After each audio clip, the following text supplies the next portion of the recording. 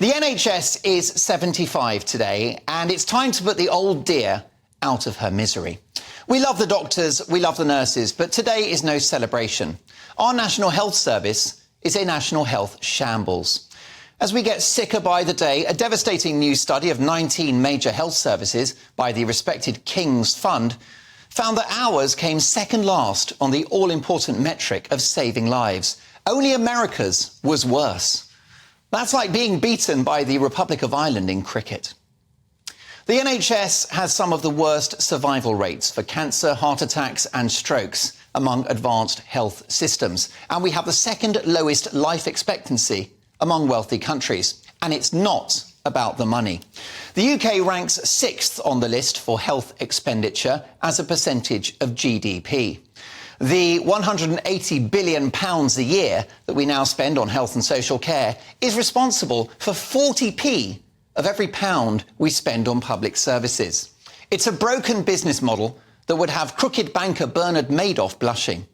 People boast that the NHS is the largest employer in Europe. That's not a boast. That is a sign of its wild inefficiency. Don't forget, every penny wasted in the NHS is money that could be spent on our military to stand up to tyrants like Vladimir Putin, that could be spent on education to invest in our young people, and could be spent on policing to make our streets safer. It's time to take a long, sharp blade to the sacred cow of the NHS.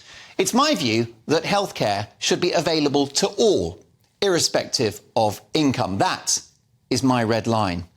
But beyond that, nothing should be off the table in terms of reform. And it's pretty clear that private enterprise has a part to play.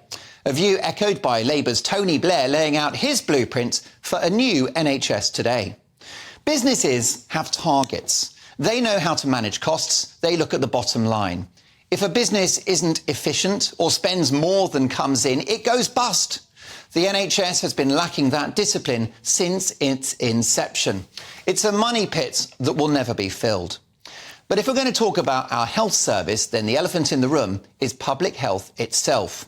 The NHS spends the lion's share of its resources managing illness rather than getting us better, with preventable lifestyle-related conditions like type 2 diabetes and obesity hoovering up the NHS's precious billions. The health service is now spending a fortune on knee replacements for 35-year-olds, unheard of a few decades ago.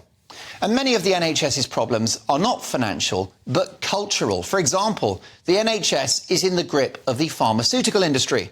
So whatever your problem, they don't ask about your lifestyle.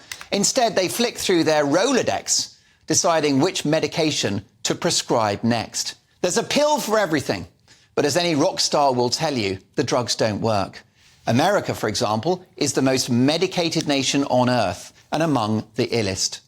The NHS is now institutionally woke, with dangerous unisex wards and leaflets referring to women as birthing humans and chest feeders. What an insult. And millions are spent on diversity officers for the most diverse employer on earth. Make it make sense. During the pandemic, it became the National COVID Service, chaining shut GP surgeries and cancelling treatments. The NHS backed those ruinous lockdowns, which have left us with a broken economy, a poorer, more divided society, a mental health tsunami, an NHS waiting list of 7 million people, and a generation of damaged kids. And they presided over vaccine tyranny, seeking to jab all and sundry, including those who patently didn't need it. And the deification of the institution itself leaves me cold. Whether it was the bashing of saucepans during COVID, this North Korean-style scene of a children's choir performing on BBC's Newsnight last week, or the Glastonbury Festival with their bizarre tribute to our health service. How ironic, it's probably easier to get tickets to Glastonbury than to see your GP this side of Christmas. I'm still waiting for that hip replacement, but at least I got to see Elton John. He's still standing. I'm not with this pain. And to make matters worse, belligerent health unions are threatening doctors' strikes until 2025. And with desperate Brits now borrowing money or using savings to pay for private treatment, the NHS is becoming like the BBC, something we've all got to pay for, but one which many don't even use. People often say the NHS is the envy of the world. Maybe 50 years ago, but not now. Like Madonna, Ronnie Wood and the Wimpy Burger chain, it's seen better days. The people are great, the service isn't. 75 years on, the NHS is broken beyond repair. It's enough to make you sick.